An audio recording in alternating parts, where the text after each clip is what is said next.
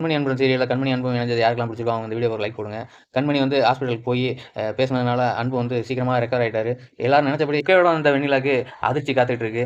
ஏன்னா அன்பும் கண்மணியும் ஒண்ணா சேர்ந்து நிக்கிறாங்க. கண்மணி வந்து வெண்ணிலா வர்றதை பார்த்துட்டு வேணும்னே வந்து அவங்க கையை நல்லா பிடிச்சிக்கிறாங்க, அன்போட கையை.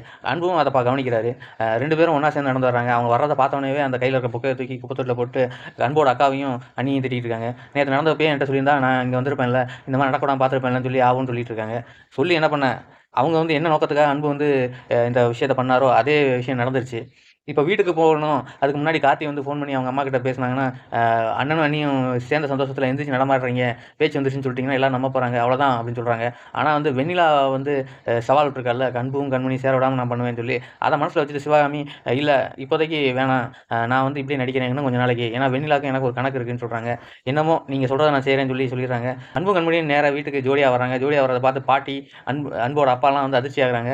இருந்தாலும் என்ன பண்ண, அவன் அன்போட அப்பா இன்னும் பேஷண்ட் தானே இவன் அப்படி இப்படின்னு பேசினாலும், என்ன கிண்டல் பண்ணாலும் இன்னைக்கு வந்து ஒன்றும் வேகலை. ஏன்னா கார்த்தி வந்து எல்லாத்தையும் உடச்சி விட்டுறாரு. நீங்கள் என்ன வேணாலும் சொல்லிக்கோங்க, பேஷண்ட் சொன்னீங்கன்னா அண்ணி தான் டாக்டர். என்ன டாக்டர், அண்ணனை நல்லா கவனிச்சிக்கிடுவீங்கன்னு சொல்லி கண்மணி இடத்துல நான் இவரை விட்டு எங்கேயுமே போக மாட்டேன்னு சொல்கிறாங்க.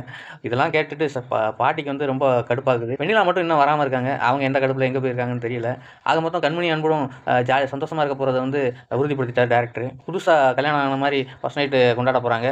உண்மையிலேயே அந்த ஃபர்ஸ்ட் நைட்டை நடக்க விடாமல் தடுக்கிறதுக்கு அடுத்து என்ன பண்ணுவாங்க அப்படிங்கிறத தான் வந்து ஆடியன்ஸ் எதிர்பார்த்துட்டு இருப்பாங்க. ஏன்னா இவங்க 2 பேரும் சேர்ந்துடக்கூடாதுங்கிறக்காக இந்த வீட்டில் அந்த பாட்டி, அந்த வெண்ணிலா எல்லாரும் கூட்டு சேர்ந்து வேலை பார்ப்பாங்க.